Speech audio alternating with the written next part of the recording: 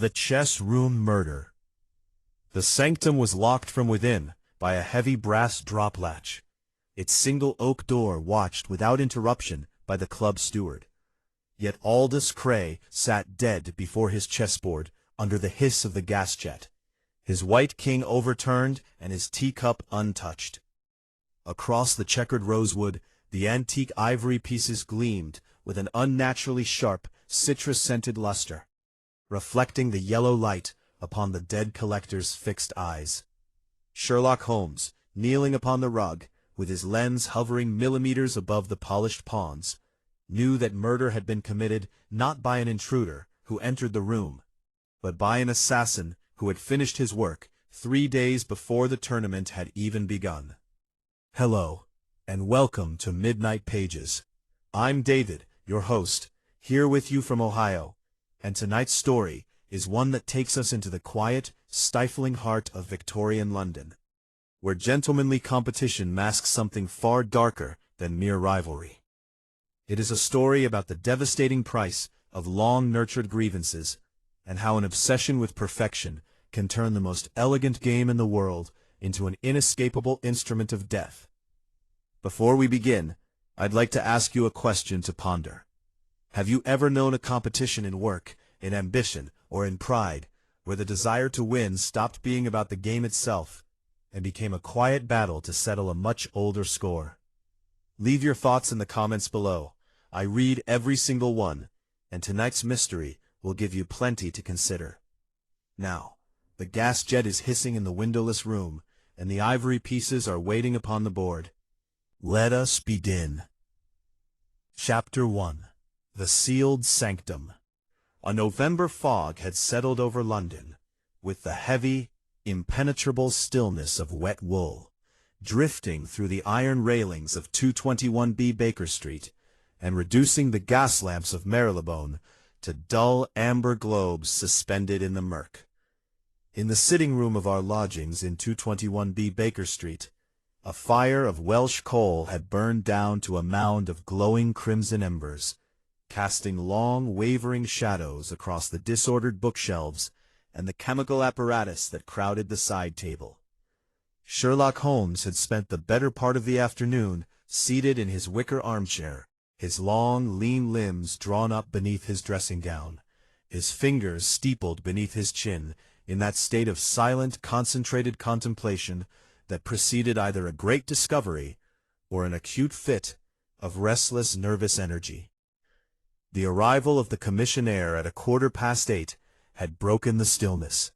The telegram had borne the urgent heading of Scotland Yard and the terse, unadorned signature of Inspector Lestrade, Conduit Street, Meridian Chess Society.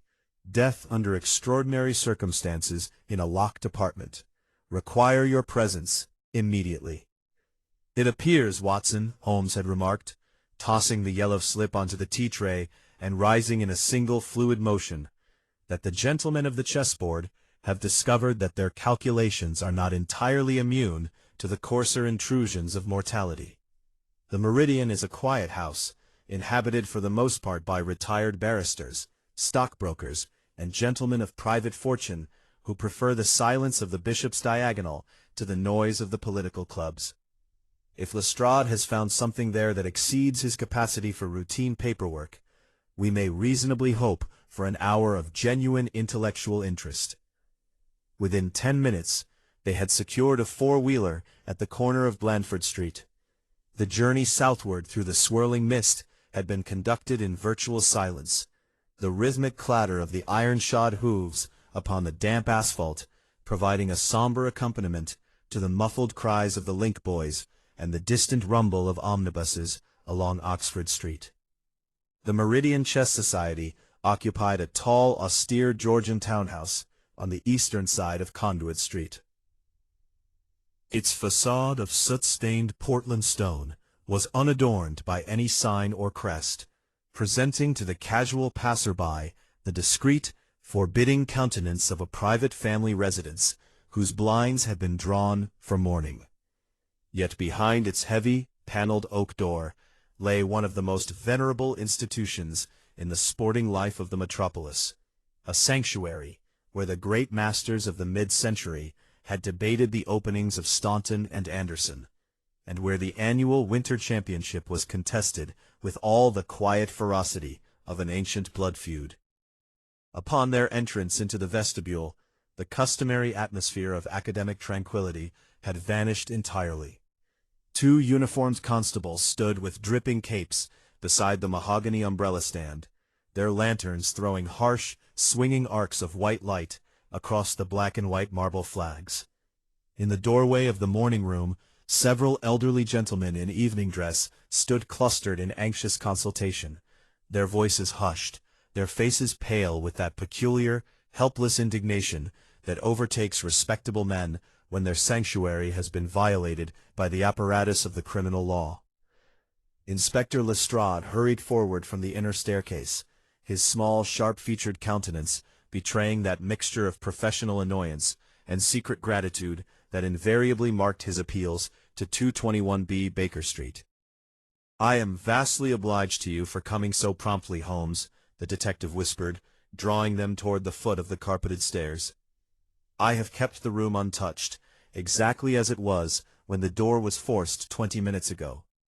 It is an affair that threatens to make fools of every man in the yard if we cannot find the bottom of it before the morning papers go to press.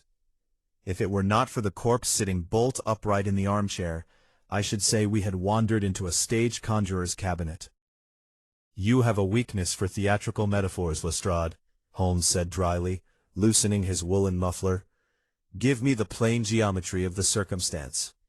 "The victim," Lestrade explained as they mounted the stairs, "is Mr. Aldous Cray. You will remember him, no doubt, a gentleman of 62, formerly a partner in the firm of Cray and Henderson, East India merchants, who retired some 10 years ago with an immense fortune acquired in the Rangoon trade. He has been for 30 years a leading figure in the Meridian, a collector of ancient games, and a player of formidable, if somewhat pedantic, ability. At 7 o'clock this evening, he commenced his third-round match in the annual club championship against a younger member, Mr. Arthur Gresh. They played in the Sanctum, the small private match room on the second floor. At 20 minutes past 7, the prescribed 20-minute adjournment was called. Mr. Gresh left the room to take coffee in the lounge below. Mr. Cray remained alone at the board to analyze his 34th move.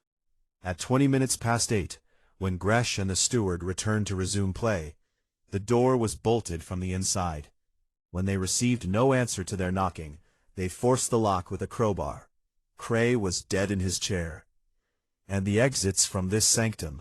Holmes inquired, his gray eyes narrowing as they reached the second-floor gallery. "There are none," Lestrade replied with emphasis.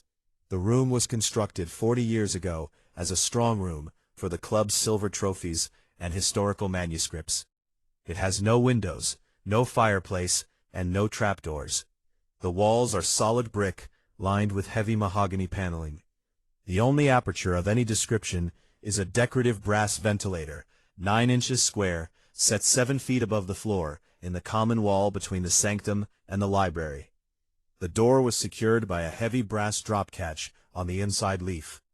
When the door was forced, the bolt was found driven home in its brass keeper, and the key of the spring lock was in the dead man's own waistcoat pocket." Holmes paused on the landing outside the shattered doorway.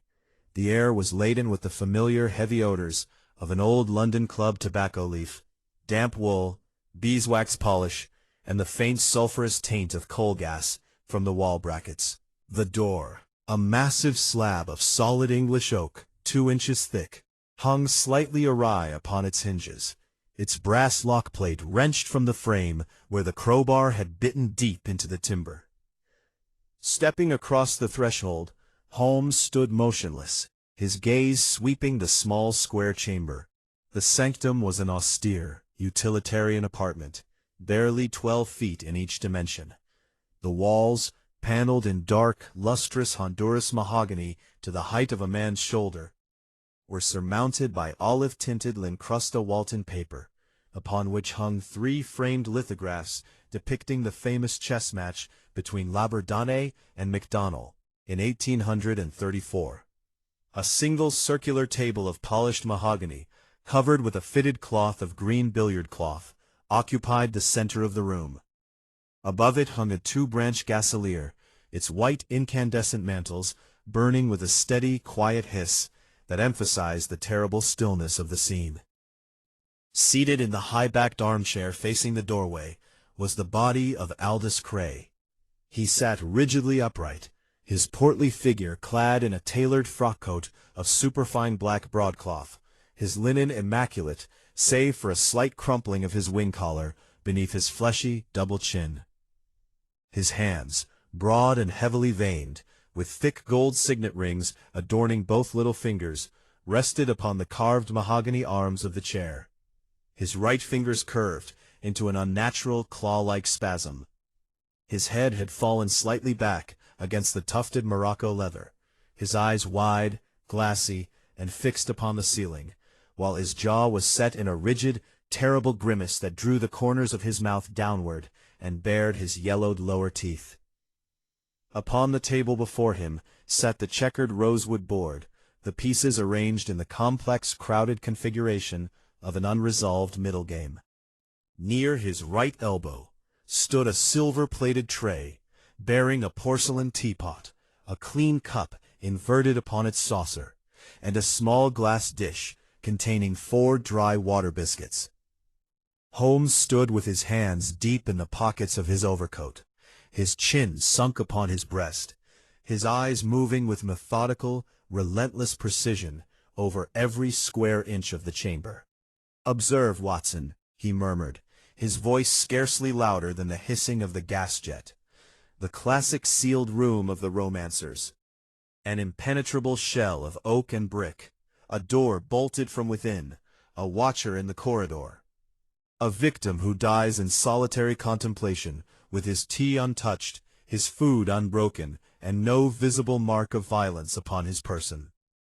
The superficial mind would pronounce it a sudden seizure of the heart, an apoplectic stroke induced by the strain of mental calculation.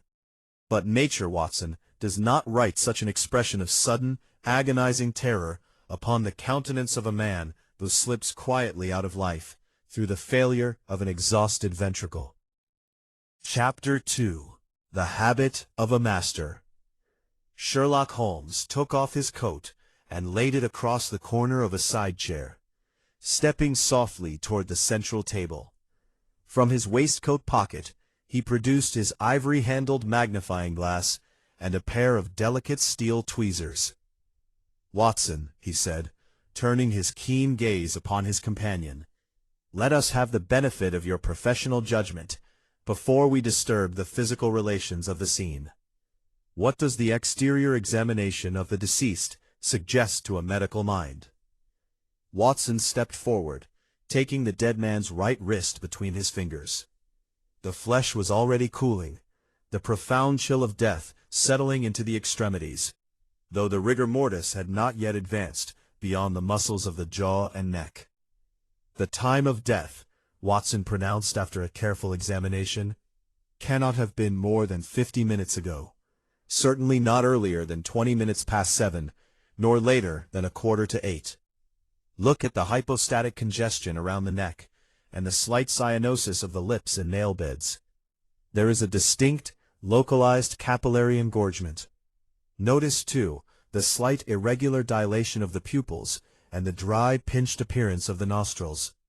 It is not the picture of ordinary syncope or cerebral hemorrhage. It possesses all the clinical characteristics of an acute metabolic arrest, rapid, violent interference with the respiratory center, accompanied by profound peripheral vasomotor collapse." "Could it be prussic acid?" Lestrade asked, leaning over the table with his hands upon his knees. "There is no odor of bitter almonds in the room," Watson replied, shaking his head, "nor is there the characteristic sudden relaxation of the musculature. This man died in a state of tetanic spasm. Look at the contraction of the intercostal muscles, and the rigidity with which his fingers gripped the arms of the chair. Whatever agent destroyed him was absorbed in a manner that produced sudden localized agony before the systemic collapse supervened." "And yet," Holmes remarked, stepping to the side table, He partook of no nourishment. With his lens, Holmes scrutinized the porcelain teacup. He lifted it by its rim with his tweezers, holding it up to the yellow gaslight. The interior of the cup was pristine, dry, and white, with not the faintest moisture or residue upon its glazed surface. He moved to the silver-plated teapot, lifting the lid with infinite caution. A fragrant cloud of steam arose, carrying the unmistakable bergamot-scented aroma of high-grade Earl Grey. The tea was brewed with boiling water approximately 40 minutes ago, Holmes observed. The leaves are fully expanded at the bottom of the pot. No liquid has been poured from the spout. As for the biscuits, they are standard Carr's table waters, dry and crisp, with not a crumb disturbed upon the dish. We may state with mathematical certainty that nothing passed his lips through the medium of the tray. Then how, in the name of all that is reasonable, was he poisoned? Lestrade cried, throwing up his hands. By an avenue so intimate, so habitual, that the victim himself was the unconscious instrument of his own destruction, Holmes replied. He turned his attention to the rosewood board. The chess pieces were objects of extraordinary beauty and immense antiquity. They were carved from deep, heavy ivory that had mellowed under the passage of a century to the warm, translucent tint of old vellum. The white pieces, which occupied the ranks nearest to Aldous Cray, were wrought with a degree of sculptural detail that declared their Oriental origin. The pawns were fashioned as Indian foot soldiers in pleated tunics, carrying curved talwars and muskets. The rooks were caparisoned war elephants, bearing crenellated turrets of pierced ivory. The knights were rearing Maratha chargers with braided manes. The bishops were wise viziers riding upon camels, while the king and queen were majestic sovereigns seated upon throne howdahs of breathtaking delicacy. A magnificent set, Holmes murmured, his lens lingering upon the intricate carving of the White Queen. Murshidabad work of the late 18th century, executed for some prince of the Carnatic. Notice the weight of the ivory, Watson. It is dense, fine-grained tusk from the hill tracts of Upper Burma, far heavier than the African material employed by English turners. At that moment, the door from the gallery opened, and Mr. Horace Vance, the club president, entered the chamber, accompanied by a tall, elderly gentleman whose white side whiskers and gold-rimmed spectacles gave him the appearance of a senior partner in an established banking house. "Mr. Holmes," Vance said, his voice trembling with genuine emotion, "this is Dr. Kenneth Macpherson, formerly Chief Medical Officer of the Peninsular and Oriental Line, who was taking his supper in our dining room when the alarm was raised. He was the first to view poor Aldous." Dr. Macpherson bowed gravely. "I could do nothing, Mr. Holmes. Life was entirely extinct when they brought me into the room. I felt his pulse and examined his eyes, and I told the inspector at once that the authorities must be summoned. Aldous Cray was a man of full habit, it is true, and he had suffered from gouty dyspepsia for some years, but this sudden extinction has about it the unmistakable stamp of toxicological action." "You knew him well, Dr. Macpherson?" Holmes asked. "For 30 years, sir," the old physician replied. "We were young men together in the East. He was a man of iron constitution, though of an irritable, domineering temper. His passions were narrow but intense: his money, his collection of Indian antiquities, and his chess."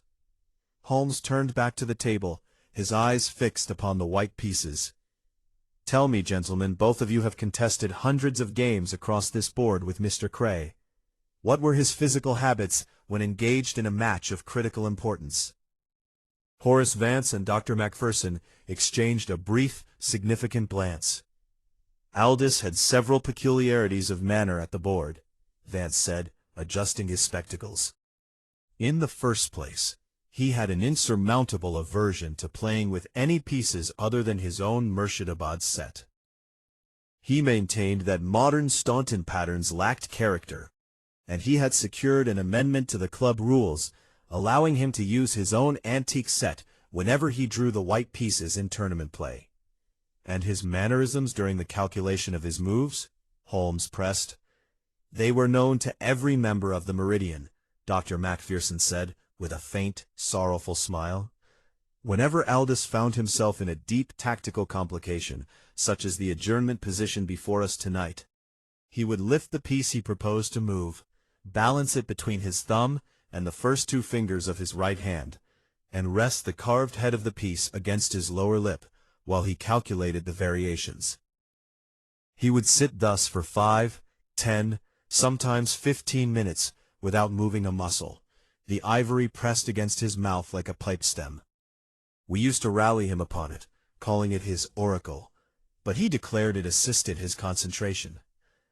And did he have any other habit? Holmes asked, his voice dropping to a whisper of intense interest. He was an old clerk from the Moulmein counting houses, Vance added. Whenever he recorded a move in his private game ledger, that small black notebook lying beside his score sheet, he would invariably moisten the tip of his thumb against his tongue before turning the leaf. It was a mechanical, unconscious action, repeated 50 times during the course of an evening's play. Holmes straightened his back, his eyes flashing with a cold, triumphant brilliance. "Look here, Watson," he commanded, pointing with the tip of his ivory ruler toward the dead man's face. Watson leaned close under the gaslight. Upon the lower lip of Aldous Cray, precisely where the red mucous membrane joined the skin of the chin, there was a minute, circular patch of blanching, surrounded by an angry ring of bright scarlet inflammation. In the very center of the patch lay a microscopic crust of dried crystalline film. "A chemical eschar," Watson exclaimed. "A contact, cauterization, of the mucous membrane," Holmes said. "Precisely," Holmes said. "A localized application of a concentrated, highly corrosive toxic salt. And now, Watson, observe the pieces." Holmes brought his magnifying lens to within a fraction of an inch of the white king, which lay overturned upon the square of C3.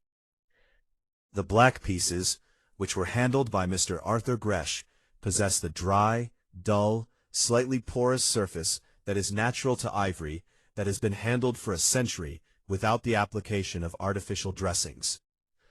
But look upon the white pieces, the Maharaja, the viziers, the war elephants, and the sepoys. What do you see upon their carved surfaces? Watson peered through the lens. The white pieces, bathed in the sharp illumination of the incandescent mantle, gleamed with an extraordinary, mirror-like polish.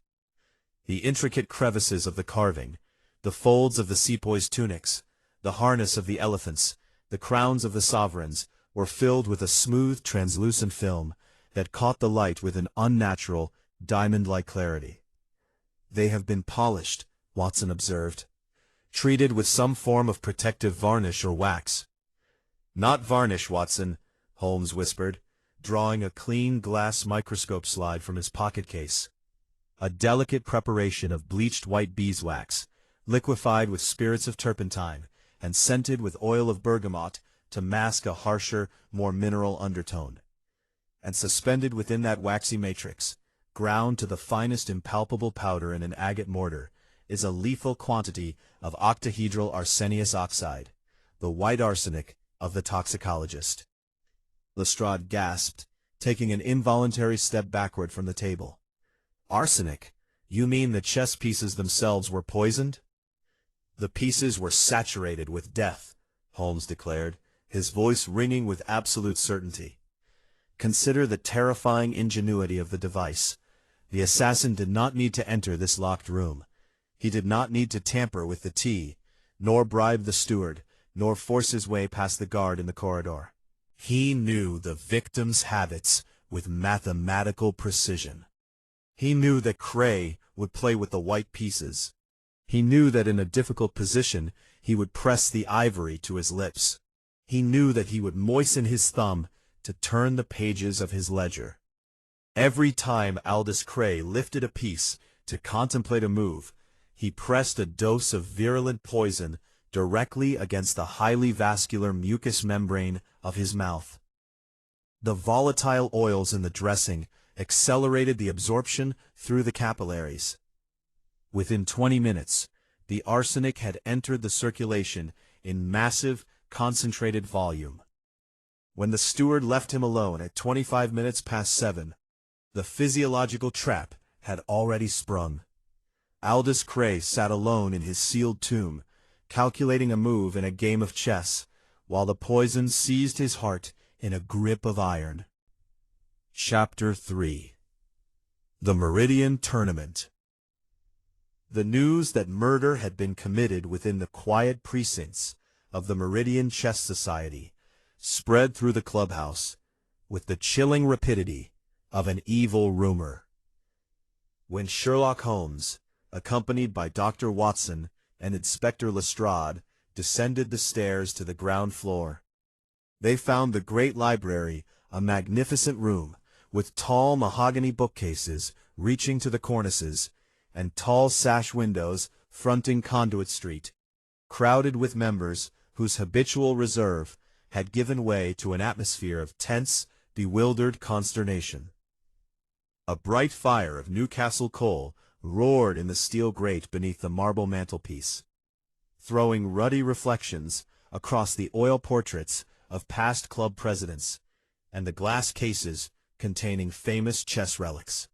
The ivory board presented by Louis XVIII to Deschapelles, the pocket set used by Staunton during his match with Saint-Amant, and the silver challenge cup that formed the coveted prize of the annual tournament.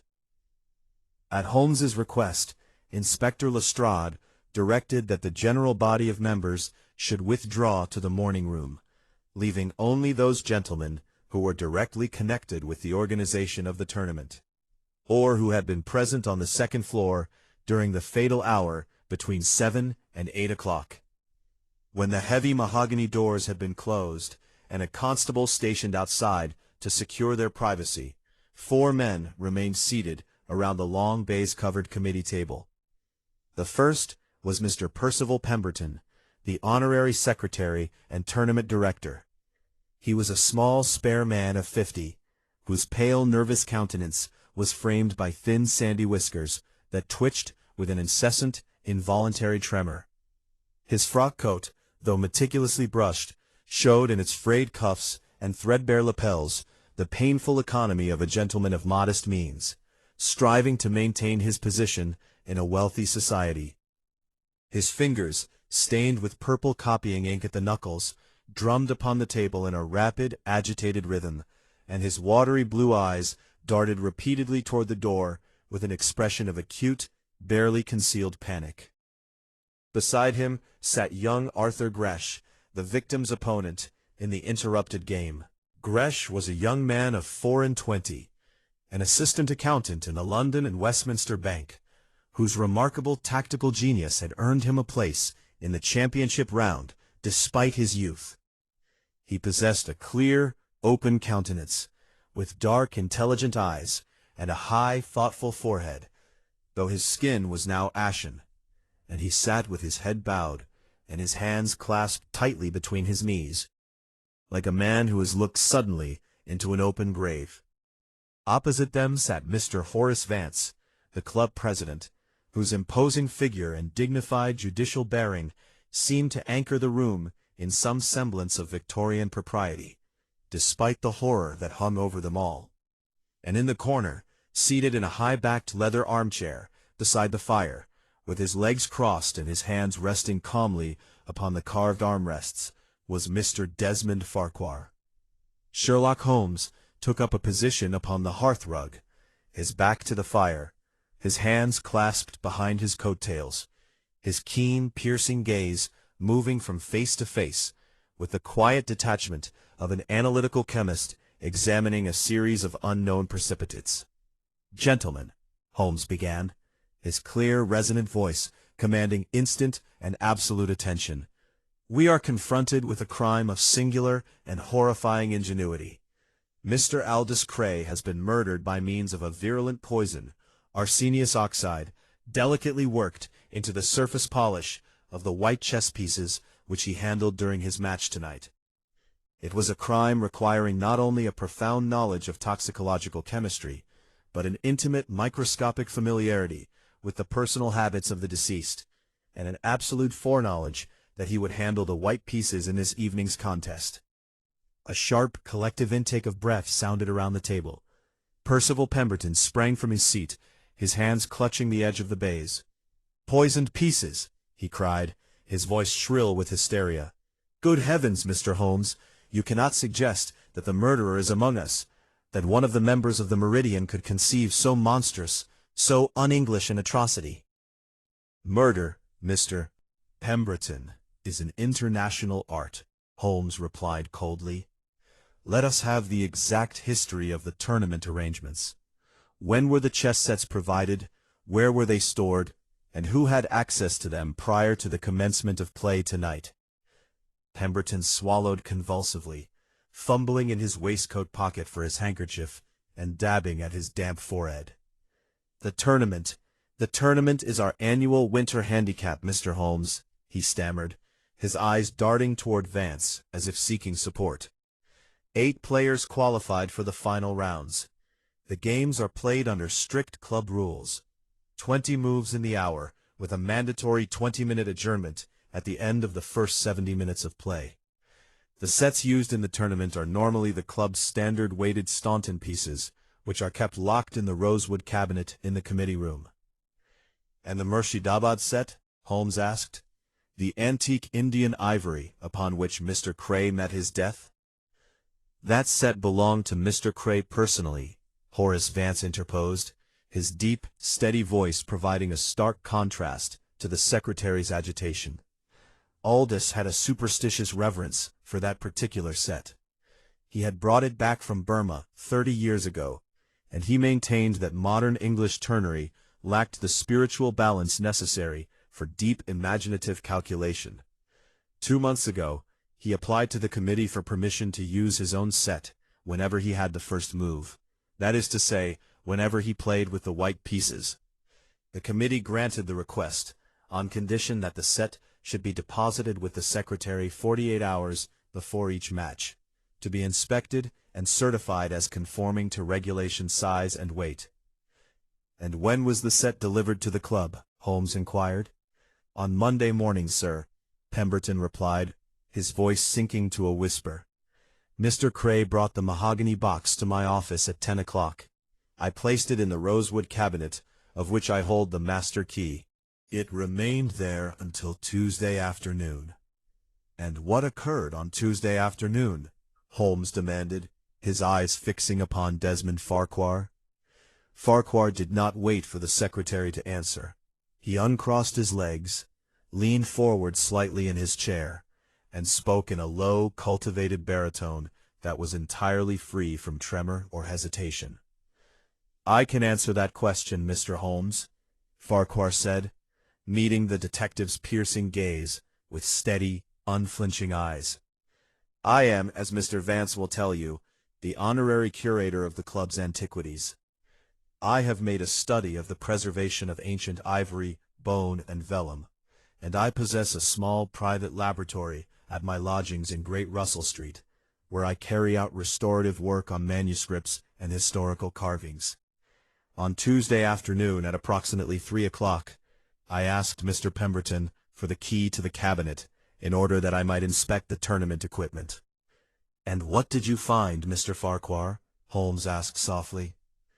"I found that Mr. Cray's Indian set was in a deplorable state of neglect," Farquhar answered without a moment's hesitation.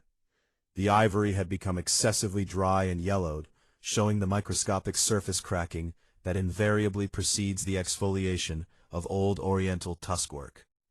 I pointed this out to Mr. Pemberton, and I offered to treat the set with a nourishing dressing of white beeswax, lemon oil, and a trace of spirits of turpentine, which is the standard formula employed by the Department of Antiquities at the British Museum. "A most benevolent service," Holmes remarked, a faint, inscrutable smile playing about the corners of his lips. "And did you apply this dressing in the clubhouse?" "I did," Farquhar replied calmly. "I obtained a bottle of the preparation from my rooms, and on Tuesday afternoon between 4 and 5:30, I polished the pieces at the large table in the committee room. I left them upon clean sheets of white blotting paper to allow the porous ivory to absorb the essential oils. On Wednesday morning, at 11 o'clock, I returned, buffed each piece lightly with a piece of silk flannel, and replaced them in their partitioned mahogany box, which was then locked once more in the cabinet by Mr. Pemberton. "And did you polish the entire set, Mr. Farquhar?" Holmes asked, his voice dropping to a register of quiet, deadly precision. "Both the white pieces and the black?" Farquhar paused. For the space of 2 seconds, the silence in the library was so profound that the ticking of the grandfather clock in the corner sounded like the striking of an anvil. "I polished the set as it was delivered to me, Mr. Holmes," Farquhar answered, his tone unchanging. "Every piece received the same attention." Holmes did not pursue the point immediately. He turned instead to Arthur Gresh, whose pale face was turned toward the table. "Mr. Gresh," Holmes said gently, "when you took your seat in the sanctum at 7 o'clock tonight, what was Mr. Cray's demeanor?" The young accountant raised his head, his hands trembling slightly. "He was in high spirits, Mr. Holmes, almost aggressively so. He had drawn the white pieces at the public ceremony in the lounge a half-hour before, and he remarked to me that he had never felt more confident of victory. When we sat down, he took the white queen from the box, held it up to the gas bracket to admire its polish, and told me that the Indian ivory was a talisman that had never failed him in 30 years of play. Then he placed her upon her square, touched his lip with his forefinger in his customary way, and opened with pawn to king 4. And during the 70 minutes of the first session, we played rapidly at first, Gresh replied, a classical Scotch game. By the 50th minute, the position had become exceedingly sharp and complicated. Mr. Cray was forced to spend a great deal of time over his moves. He was constantly lifting his pieces, resting them against his mouth, and turning the pages of his little black ledger to consult his previous records of the variation. At 20 minutes past 7, the adjournment bell rang. The position was critical. I had sacrificed a knight on f7, and he had 20 minutes to find the only defensive continuation. When I left the room, he was sitting back in his chair, with his white bishop pressed against his lips, and his eyes fixed upon the board. He did not look at me. He merely waved his hand to indicate that I should leave him to his calculations.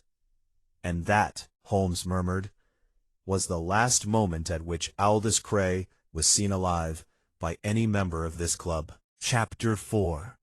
The Scent of Citrus and Stone.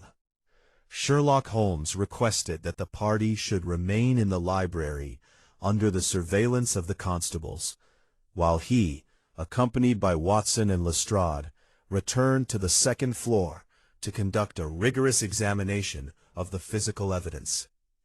As they ascended the carpeted stairs, Watson turned to his friend with a question that had been burning in his mind since their first inspection of the sanctum.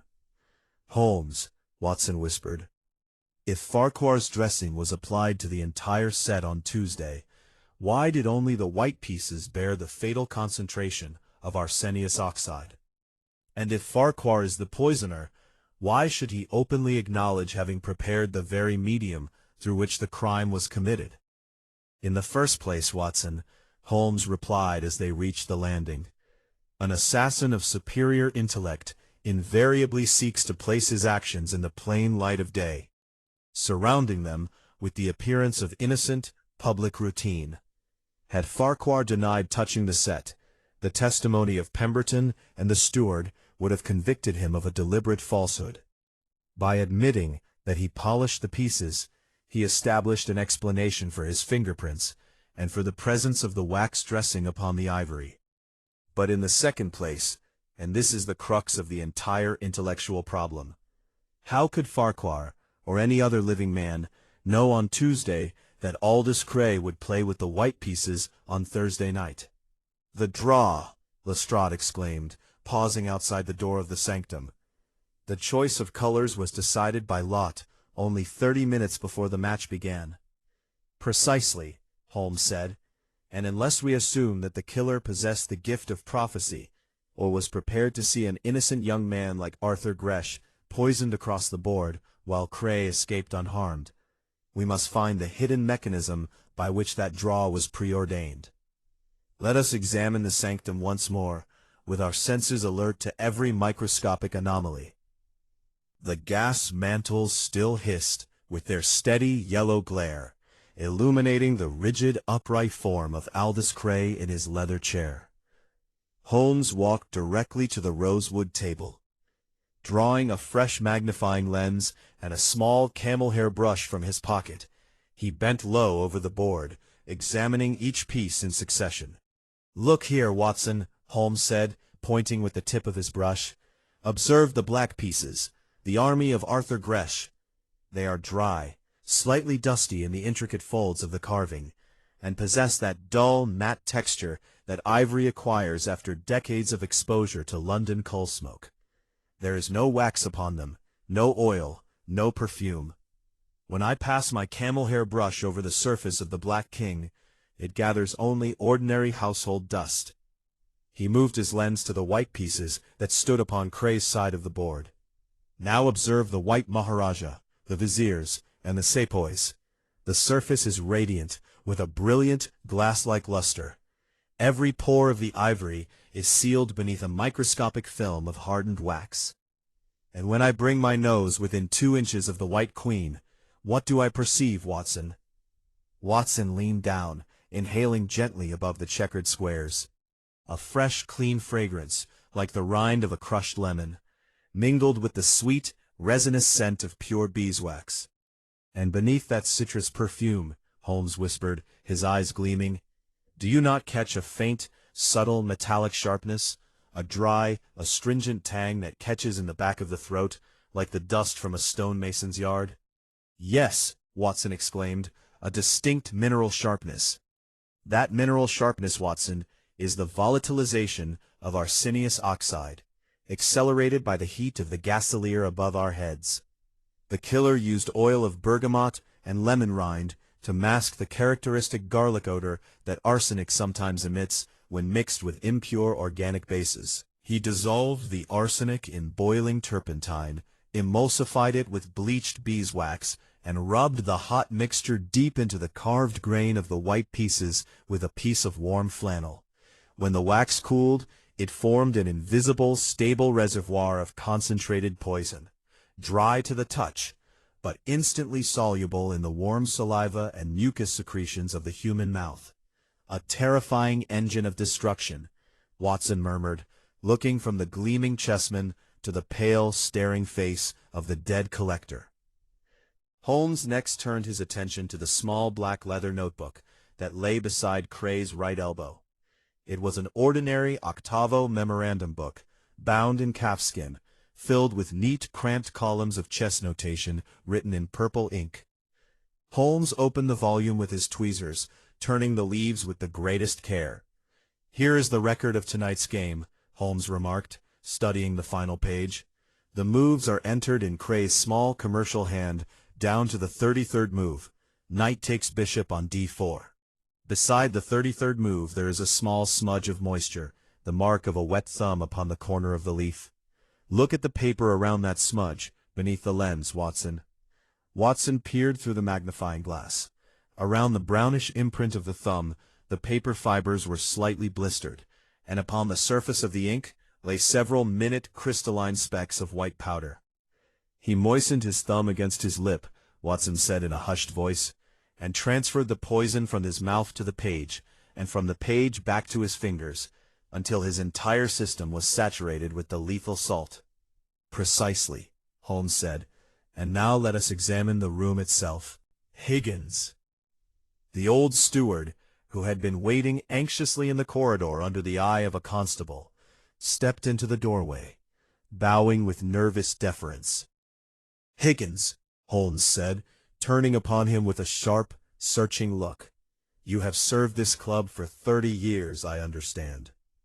32 years, sir, come Michaelmas," the old man replied, twisting his apron in his hands.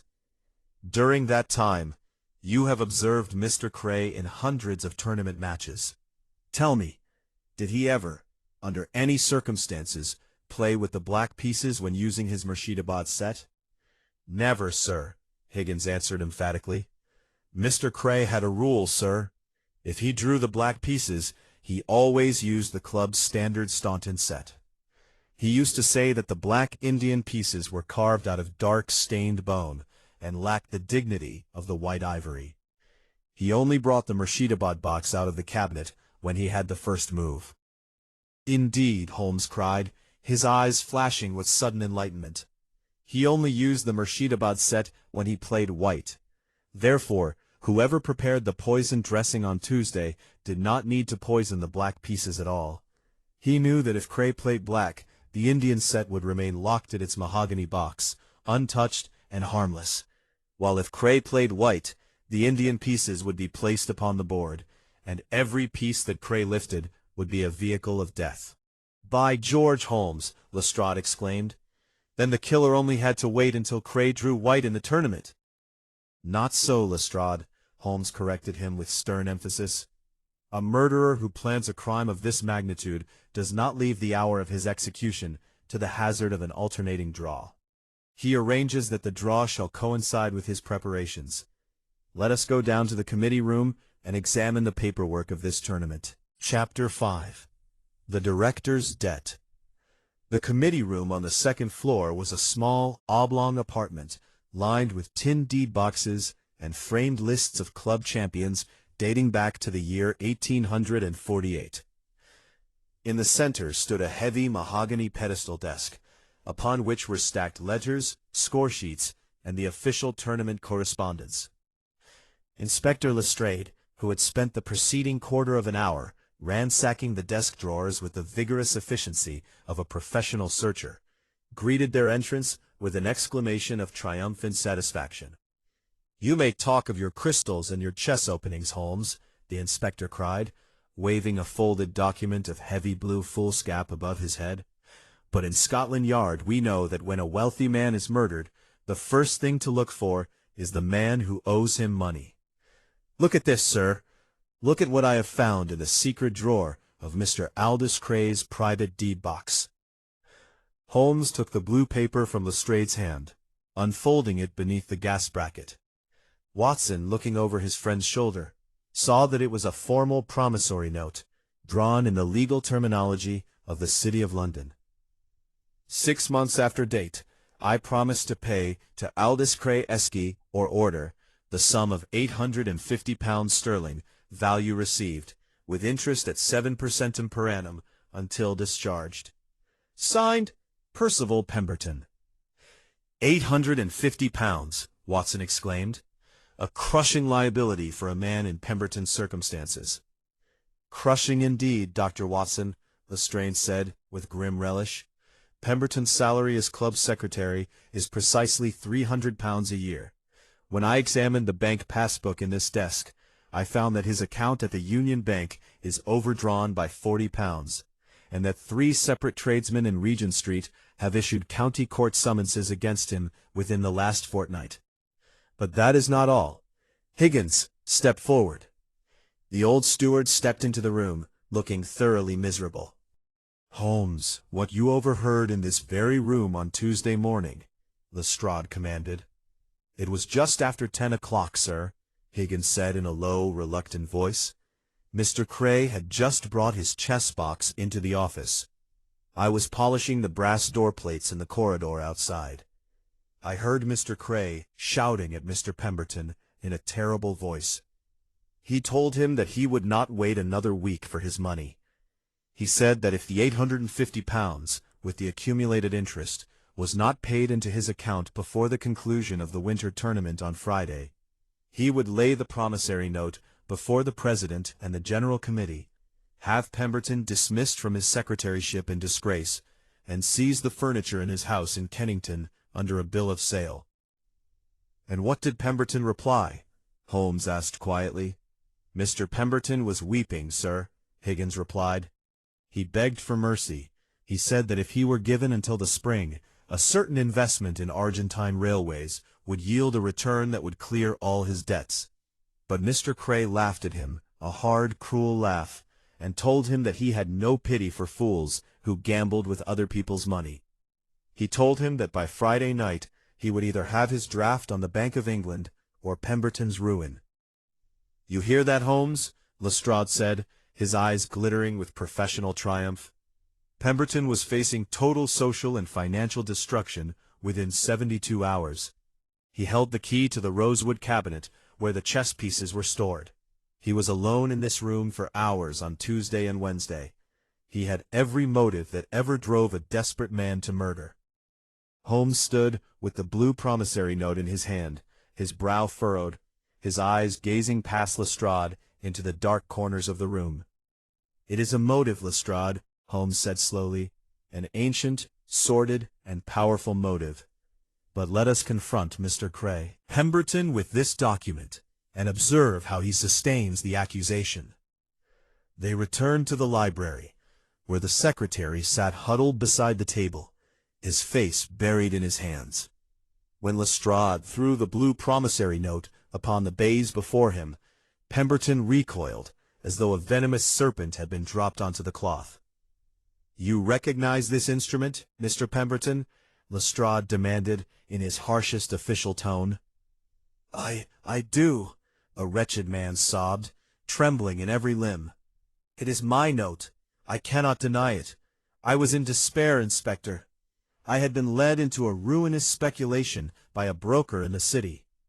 I borrowed the money from Aldous 6 months ago, believing that I could repay it before Michaelmas. But the market fell, the railway shares became worthless, and Aldous was a stone. He had no heart, no compassion. He told me that he would destroy me on Friday."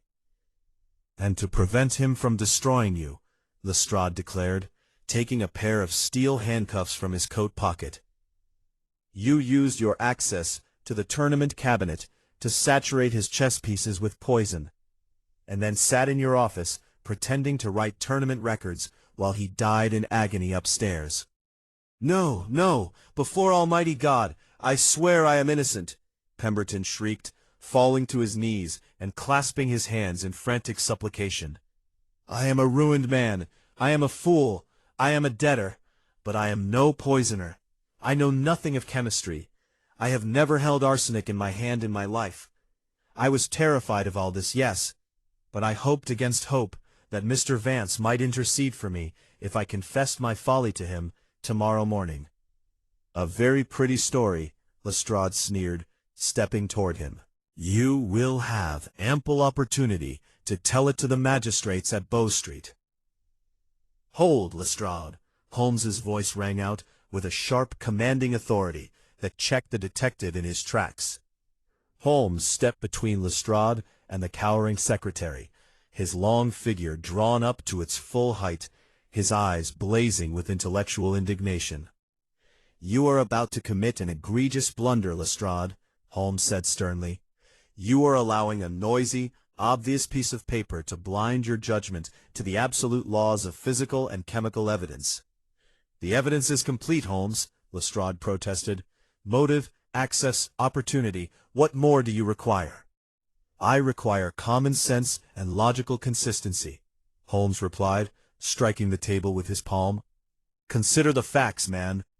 In the first place, if Pemberton wished to poison Cray, why should he choose a method that required an intimate knowledge of organic chemistry and the manufacture of a lethal arsenic dressing, an art of which this trembling clerk knows no more than a child? In the second place, if Pemberton poisoned the white pieces on Tuesday or Wednesday, how did he guarantee that Cray would draw the white pieces in tonight's public lottery?" Lestrade hesitated, his jaw working as he sought for an answer. He could have rigged the draw." "And how did he rig the draw, Lestrade?" Holmes demanded relentlessly. "The draw was conducted in the presence of 20 gentlemen in this very room at 6:30 this evening. The slips were drawn from a silver trophy held in the hands of Mr. Horace Vance. Did Pemberton touch the urn? Did Pemberton hold the slips? No, Mr. Vance himself supervised the lottery." Horace Vance nodded solemnly. "That is correct, Inspector. Pemberton was seated at the far end of the room, recording the pairings in the minute book as the names were called. He never approached the urn. And finally, Holmes added, his voice ringing through the quiet library like a trumpet call. How does your theory of Pemberton's guilt account for the central, inescapable miracle of this case, the sealed sanctum? How did Pemberton drop a heavy brass gravity bolt on the inside of an oak door while standing in the corridor outside, or seated at his desk 60 feet away? Answer me that, Lestrade, before you lay your irons upon a man whose only crime is an unfortunate taste for South American railways. Lestrade stood motionless, the handcuffs dangling from his fingers, his ferret-like face flushed with mortification, as the structure of his hasty accusation collapsed into dust. Chapter 6. The Collapsing Gambit. The silence that followed Sherlock Holmes's refutation of the inspector's theory was profound and absolute. For several moments no sound was heard in the great library save the crackle of the coals in the grate and the heavy, ragged breathing of Percival Pemberton as he slumped back into his chair, weeping with relief. Holmes turned upon his heel and strode from the library, gesturing for Watson and Lestrade to follow him. They mounted the stairs once more to the second-floor gallery, where the splintered doorway of the sanctum stood open under the gas brackets. Holmes stood upon the threshold, his arms folded across his chest, his gaze directed with intense, microscopic scrutiny upon the massive brass drop-catch that hung from the inside leaf of the oak door. "Watson," Holmes said, his voice dropping to that calm, musical cadence that signaled the final synthesis of his reasoning. "Let us examine the physical laws of this doorway. When an ordinary man observes a door secured on the inside by a gravity bolt, he leaps to the conclusion that the bolt was moved by a human hand within the room after the door was shut. But in the science of deduction, we must never confound the effect with the presumed agency. What is the physical nature of a Chubb gravity drop catch?" Holmes drew from his pocket his pair of steel calipers and a small ivory magnifying rule. He bent low over the brass mechanism, shining Watson's pocket lamp directly into the pivot of the bolt. "The bolt," Holmes explained, demonstrating the parts with the fine tip of his tweezers, "consists of a solid bar of cast brass, 8 inches in length and 4 ounces in weight, which rotates upon a central steel pivot pin. When lifted to the horizontal position, its upper shoulder engages a small, spring-loaded steel detent, or tooth. In its standard condition, the detent holds the bolt firmly horizontal until a person inside the room depresses the brass thumb lever, which disengages the detent and allows the heavy bar to fall by gravity into the mortised keeper on the doorframe. A mechanism of absolute simplicity and security," Watson observed. "In its normal condition, yes," Holmes replied. "Now, look closely at the upper shoulder of the brass bar, where it meets the steel tooth of the detent. Watson, hold the lamp closer." Watson brought the beam of the pocket lamp to within an inch of the pivot. Beneath the strong yellow light, the patinated brown lacquered brass of the bolt showed a tiny, bright, silvery facet, a minute bevel no wider than the thickness of a fingernail, cut fresh into the shoulder of the metal. "You see that minute facet?" Holmes asked, his eyes gleaming with intellectual triumph. "It is a fresh cut, made within the last 48 hours, with a fine triangular jeweler's needle file. The killer has filed away precisely 1/20th of an inch from the bearing face of the shoulder, reducing the engagement of the detent to the barest microscopic fraction of a hair's breadth." "And what was the consequence of that filing?" Lestrade asked, leaning over Holmes's shoulder with breathless interest. "The consequence, Lestrade, was that the detent was no longer capable of sustaining the weight of the bolt against the slightest mechanical jar," Holmes declared. "When the door stood open, the bolt remained suspended horizontally. But the moment the door was pulled firmly shut from the outside, causing the massive 2-inch oak leaf to strike the heavy wooden doorstop with a sharp, resounding impact, the inertia of the heavy brass bar overcame the weakened detent, the bolt dropped instantly into the keeper by its own weight, sealing the chamber from within at the exact, identical second that the outer latch clicked home. "Good God!" Watson cried, striking his forehead. Then Higgins's own act of closing the door dropped the bolt. "Precisely," Holmes cried. When Higgins pulled the door shut, after serving the tea, he heard the heavy bolt drop within. Being an honest, unreflective old man, he assumed that Cray had risen from his chair to drop the latch. In truth, Aldous Cray never moved from his seat. It was Higgins who unknowingly threw the bolt. It was the killer's file that sprang the trap. And the room was sealed, not from the inside, but from the corridor, by the very man who brought the tea. "Magnificent!" Lestrade exclaimed, his professional admiration overcoming his chagrin. "It is the neatest mechanical trick I have seen in 20 years at the Yard." "A neat trick, Lestrade," Holmes said gravely, "but one that required not only mechanical skill, but a jeweler's precision and a profound understanding of acoustics. And now, let us resolve the second, and far more terrible mystery, the mystery of the silver urn." Holmes led the way swiftly down the stairs and re-entered the library. He walked directly to the sideboard, where the large silver challenge trophy stood beside the crystal decanters. Holmes lifted the heavy silver vessel with both hands, carrying it to the baize-covered table, and placing it beneath the full glare of the central gas lamp. "Mr. Horace Vance," Holmes said, turning to the president, "you conducted the public drawing of lots in this room at 6:30 this evening. Describe the procedure with the utmost precision." Vance stepped forward, looking down at the trophy with a troubled countenance. "I placed 8 folded slips of paper into this urn, Mr. Holmes. 4 were marked white, and 4 were marked black. The 8 players were called forward in pairs, according to the tournament schedule. When the third pairing, Mr. Cray and Mr. Gresh, was reached, Mr. Farquhar, who was standing beside me, assisting with the ceremony, lifted the urn and presented it to the 2 contestants." "And to whom did Mr. Farquhar present the urn first?" Holmes asked, his voice ringing with cold, inexorable certainty. "He held the urn out to Aldous Cray," Vance remembered. Aldous reached in his hand, drew out a folded slip, and announced that he had drawn the white pieces.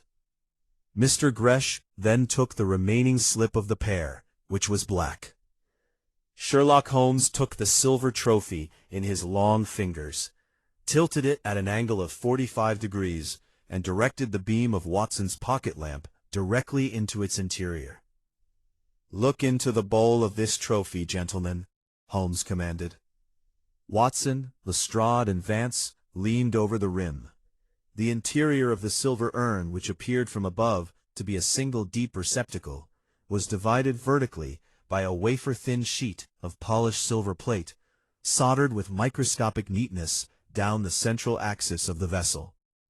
The partition was so perfectly fitted, and its upper edge so delicately chamfered, that to a person looking casually into the bowl under ordinary room lighting, the division was completely invisible. "A partitioned vessel," Holmes declared, "a double-compartment urn constructed on the exact principle of a conjurer's forcing box. The left compartment contained only slips marked white. The right compartment contained only slips marked black.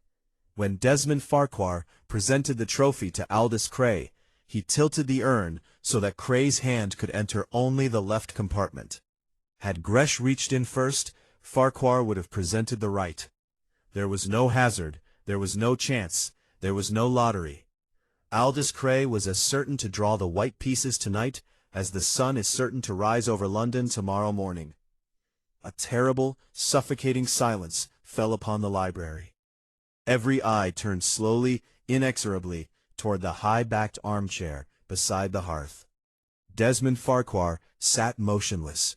He did not rise, he did not speak, he did not reach for his coat.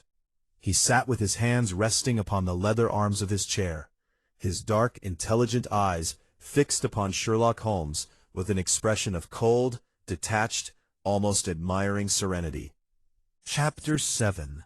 The Chemistry of Ivory. Sherlock Holmes stepped slowly across the Turkey rug until he stood directly before Desmond Farquhar. The yellow firelight cast deep, dramatic shadows across the detective's sharp, ascetic features, while behind him, Watson and Lestrade stood like sentinels guarding the doorway. "For 30 years, Mr. Desmond Farquhar," Holmes began, his voice low, resonant, and heavy with the weight of an unanswerable indictment, "you have preserved an impenetrable silence. You have lived in the quiet cloisters of scholarship, restoring the ancient relics of other men's lives, while in the dark recesses of your memory you nurtured an ancient and terrible grievance." Farquhar looked up, his lips parting in a faint, melancholy smile. "You are an extraordinary man, Mr. Holmes. I have followed your career in the public journals for years, and I confess that when I saw you enter the clubhouse tonight, I knew that the curtain had risen on the final act of a very long drama." "You may spare yourself the labor of further inquiries, Lestrade," Holmes said, addressing the Scotland Yard officer without turning his head. "The motive for this crime is not to be found in the gambling ledgers of Mayfair, nor in the petty debts of club secretaries. It is written in the commercial history of the British Empire, in the tragic archives of the East India trade 30 years ago." Horace Vance leaned forward, his hands trembling upon the table. 30 years ago. Good heavens, Holmes, you cannot mean the Moulmein Ivory fraud." "I mean precisely the Moulmein Ivory fraud, Mr. Vance," Holmes replied. "In the year 1864, the firm of Farquhar and Company was the oldest and most respected house of ivory importers in the city of London. It was founded by this gentleman's father, Mr. Charles Farquhar, a man of spotless commercial honor and profound benevolence. In that fatal year, the firm appointed as their chief factor and commercial agent in Upper Burma a young, ambitious, and utterly unprincipled merchant named Aldous Cray." Farquhar closed his eyes for a moment, a faint tremor passing over his pale features. "Aldous Cray," Holmes continued, his voice ringing with quiet indignation, "saw in the vast unpoliced forests of the Tenasserim an opportunity to amass a private fortune at the expense of his employers. By a systematic series of forged manifests, fraudulent bills of lading, and corrupt agreements with native syndicates, Cray diverted the finest consignments of imperial Burmese tusks to private warehouses in Calcutta. When the inevitable crash came, the firm of Farquhar and Company was left with liabilities exceeding £80,000. Charles Farquhar, ruined in fortune, stripped of his commercial standing, and broken in spirit, died in a miserable debtor's lodging in Bermondsey within 6 months of the bankruptcy. Aldous Cray returned to London 5 years later, possessing an immense fortune, a reputation as a successful merchant prince, and the very collection of Murshidabad ivory that had been seized from the Farquhar counting houses in Rangoon." Desmond Farquhar opened his eyes.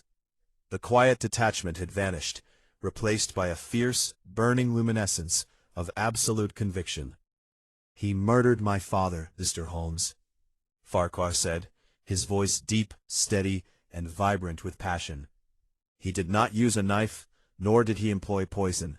He used the slower, more cruel weapons of forgery, perjury, and commercial ruin.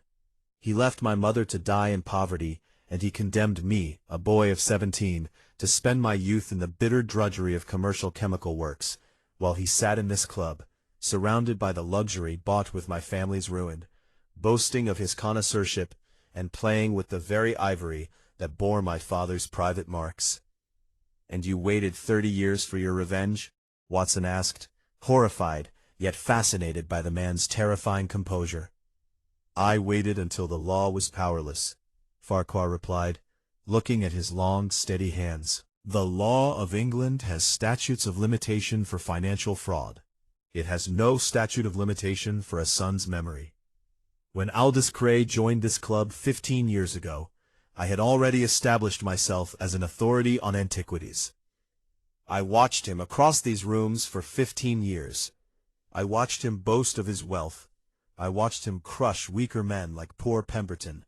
And above all, I watched him play his games with my father's Murshidabad chess set. You studied his habits, Holmes remarked softly. I knew his physical reflexes better than he knew them himself, Farquhar said with a strange, dark pride. I have sat in this room and counted the number of times he pressed his pieces to his lips during a single match.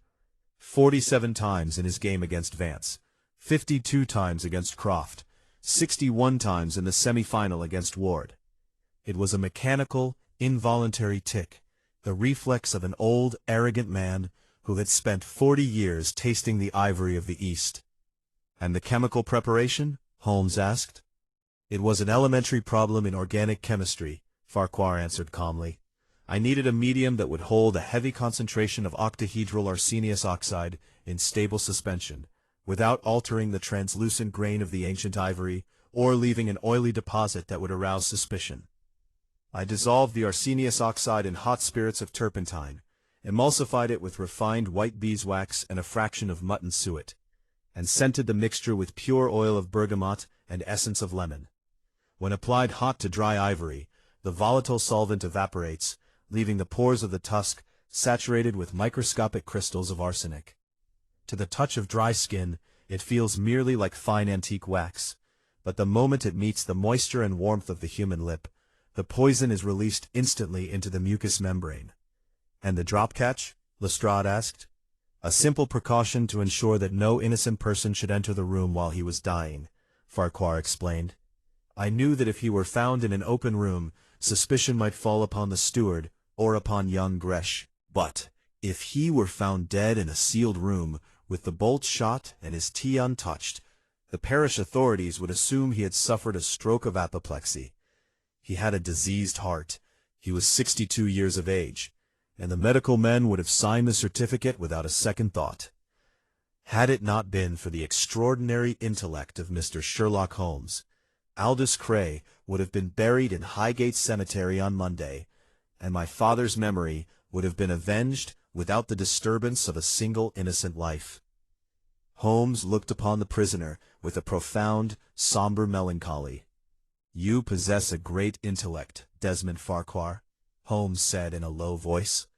An intellect capable of high scientific attainment and exquisite artistic appreciation. But in dedicating your gifts to the dark altar of personal retribution, you have degraded your father's memory far more deeply than Aldous Cray ever did.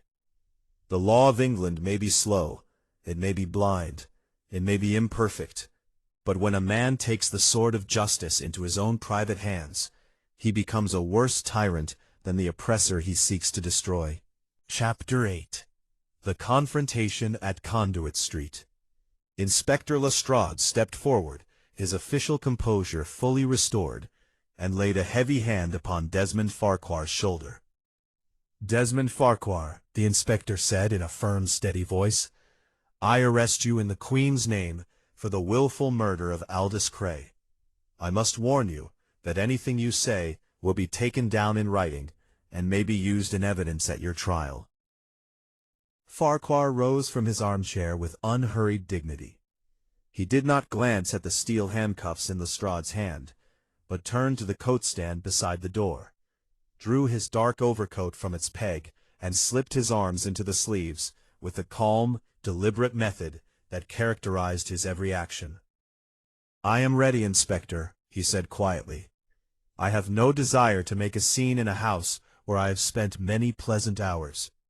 He turned to Horace Vance, who sat with his head bowed upon his hands. Farewell, Vance. You were always a fair player, and an honorable president. Do not think too harshly of my memory. Then, turning to Sherlock Holmes, Farquhar bowed with grave courtesy. Good night, Mr. Holmes. It has been an honor to be checkmated by a master of your stature. If a man must fall, he could not wish for a more formidable opponent. Holmes returned the bow in silence, his eyes fixed upon the prisoner until the heavy mahogany doors closed behind him, and the measured footsteps of the constables echoed away down the marble vestibule to the waiting police carriage in Conduit Street. In the library, the 4 remaining men sat for a long time, without speaking. The coal fire had sunk to a dull red glow, and the tall sash windows rattled in their frames, as a sudden gust of rain swept over the rooftops of Mayfair. Young Arthur Gresh sat staring at the empty baize table, his hands trembling violently.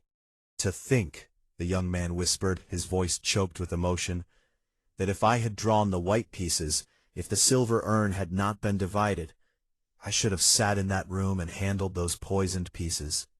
"You were never in the slightest danger, Mr. Gresh," Holmes said gently, stepping to the young man's side and laying a reassuring hand upon his shoulder. Farquhar's vengeance was conceived with the terrible mathematical precision of a chess problem. He had studied Cray's physical idiosyncrasies for 15 years. He knew that the poison would be fatal only to a man who pressed the ivory to his lips.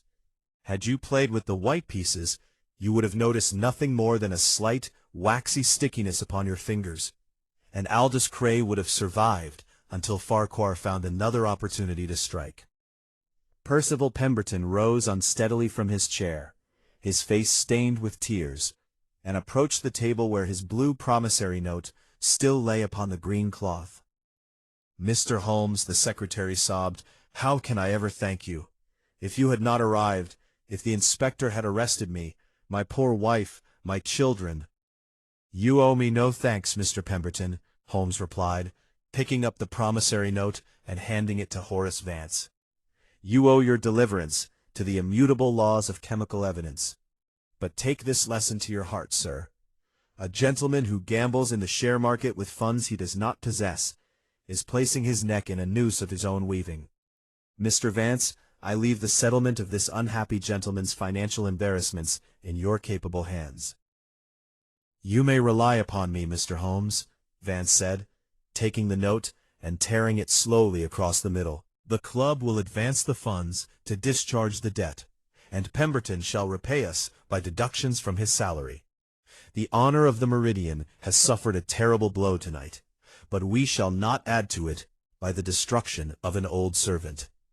Holmes took up his Inverness cape and his deerstalker from the side table. "Come, Watson," he said, turning toward the door. "Our work here is done. The police are in possession of the room. The chemical reagents are secured, and the dead collector has played his final game. Let us see if we can find a four-wheeler to convey us back to 221B Baker Street." Chapter 9. What the Steward Saw. It was 1:30 in the morning when Sherlock Holmes and Dr. Watson emerged beneath the portico of the Meridian Chess Society. The rain had ceased, but the great November fog still drifted in ragged sulphurous curtains along Conduit Street, turning the gas lamps into blurry orange smudges, and coating the pavement with a treacherous film of greasy black mud. They walked northward, toward Regent Street, the rhythmic tap of Holmes's walking stick ringing out on the wet flags with a sharp, metallic cadence. It was the steward's evidence regarding the sound of the drop-catch that first directed your suspicions toward the mechanical nature of the locked room, was it not, Holmes? Watson asked, drawing his muffler tighter around his throat against the raw, damp air. "Precisely, Watson," Holmes replied, his breath pluming like white smoke in the yellow lamplight. "Consider the physical impossibility involved in Higgins's statement." Higgins stated with the utmost positiveness that the moment he pulled the heavy oak door shut from the outside, he heard the sharp metallic clank of the brass drop-catch falling into its keeper within the room. And that was impossible?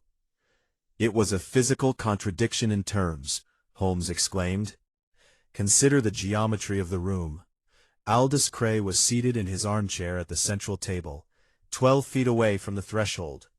He was 62 years of age, portly of frame, and deeply absorbed in the calculation of his 34th move. How could such a man rise from his chair, cross 12 feet of carpet without making the slightest sound, and depress the thumb lever of the lock at the exact microscopic fraction of a second that the outer door struck the jamb? It was an absurdity. "Of course," Watson cried, A man would require at least 4 or 5 seconds to rise and cross the floor. Therefore, Holmes continued, the bolt was not dropped by the hand of Aldous Cray. And since there was no other living creature in the room, the bolt must have dropped either by its own weight or through the agency of the door itself. The moment I examined the brass detent with my lens and discovered the fresh file mark on the shoulder, the mechanical truth was in my hands. The assassin had turned the door into its own executioner. And the discovery of the partitioned urn, Watson mused. How did you guess that the draw had been manipulated? It was the only logical bridge across a fatal chasm, Holmes explained. We had established that only the white pieces were poisoned. We had established that Cray used the Indian set only when he played white. But the choice of colors was decided by a public draw only 30 minutes before the game began. Unless the killer was an absolute madman who was willing to see young Gresh poisoned while Cray escaped, he must have possessed the means of compelling Cray to draw the white slip. When I learned that Farquhar had assisted Vance with the drawing ceremony, and had personally presented the urn to the players, I knew that the trophy must be a forcing vessel. The silver partition was the inevitable physical consequence of that deduction. And the Burmese history? Watson asked. How did you connect Desmond Farquhar with the ancient firm of Farquhar and Company? A simple recollection of a celebrated commercial scandal, Holmes said with a faint smile. When I examined Farquhar's signet ring under the lamp in the library, I observed the crest, a demi-lion rampant holding a broken tusk in its paws. It was the registered heraldic device of the Farquhar family, famous in the annals of the Burma trade 40 years ago.